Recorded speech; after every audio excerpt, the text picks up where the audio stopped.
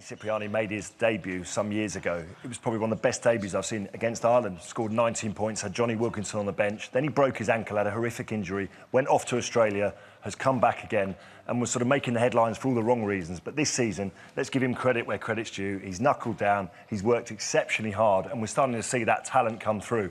And he was a match winner. He's been a match winner, all season, but particularly in Sale's performance against Exeter. We run some of the best clips of what we've seen as the grounds are firming up. Just seeing Danny here and some of the great things that he's doing. Yeah, he's very good, Lol, at taking the ball to the line, bringing defences onto him and creating space for other players. And in his previous life, before he broke his ankle, he was one of the best outside breakers, had real pace. But he's adapted his game, and that's been the impressive thing. And you can't rebuild a reputation overnight. It takes time. It takes a whole season, in fact, and we've seen that from him. He's showing great stability now for Sale. So I think earlier on in the season, we saw his kicking game and how that really, helped Sale climb up the table. But in recent weeks, it's been his range of passing, isn't it? And some of those tries there.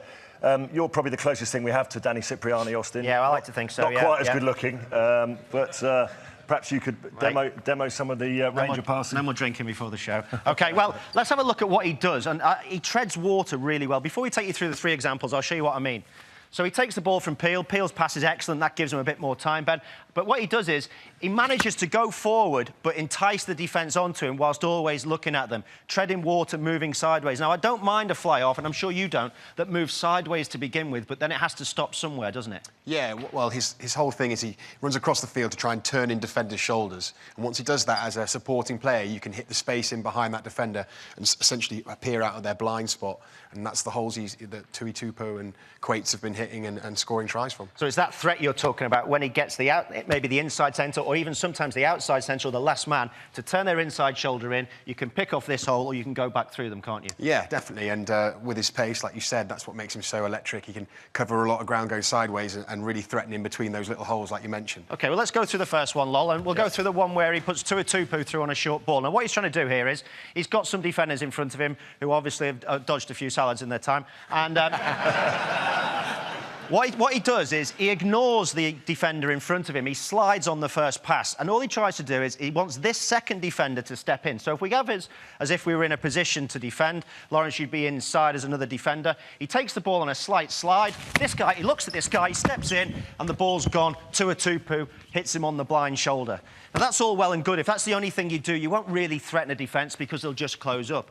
The other thing he does really well, because he often slides Lawrence on the pass, he becomes more of a threat to the outside channel. And I guess the defence over-chase and leave that hole in the inside. But what he's very good at is creating a thing called the transition zone, which is when we have a slightly slower defender, marginally slower defender, and a slightly faster defender outside him. Now, as you can imagine, these two guys are at different speeds. So as they go up, they move at different speeds, and that creates what I like to call a transition zone, an area they can really look to attack. And we saw that when we saw Mark Cueto scoring. I think he's done 3 cut moves this season and scored it. So we'll run through that again.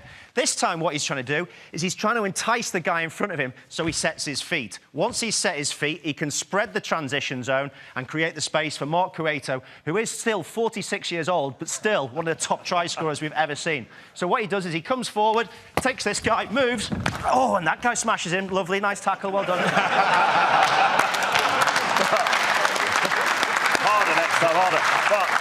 So we've seen him bringing Cueto back, but also the real threat is Danny is also a threat himself as a runner, isn't he? And absolutely, Pete, he hasn't really done it this season, which means, Ben, there's another string to his bow that is still to come. Maybe we'll see it in New Zealand, maybe we won't, but let's take a look at the try he created against Wasps. So he runs that ball on the outside, he dummies somebody on the inside, and he isolates the guy as the last man. There it is. It's a wonderful try, all created by a nice piece of skill. And Danny celebrates in the background there. So let's take you through that. Again, he slides on the pass, lovely ball, throws the ball there, steps in, and puts him in for a try. Now, obviously, Danny can't do it as pretty as that, but he's doing his best.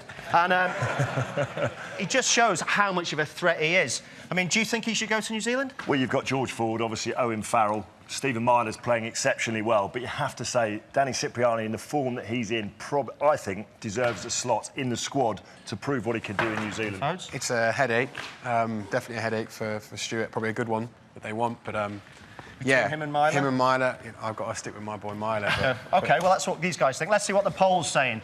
So you guys at home, you currently think that 85% of people... Oh, I've gone the other way. 86% of people... I've always gone the other way. 86% of people think he should go, guys.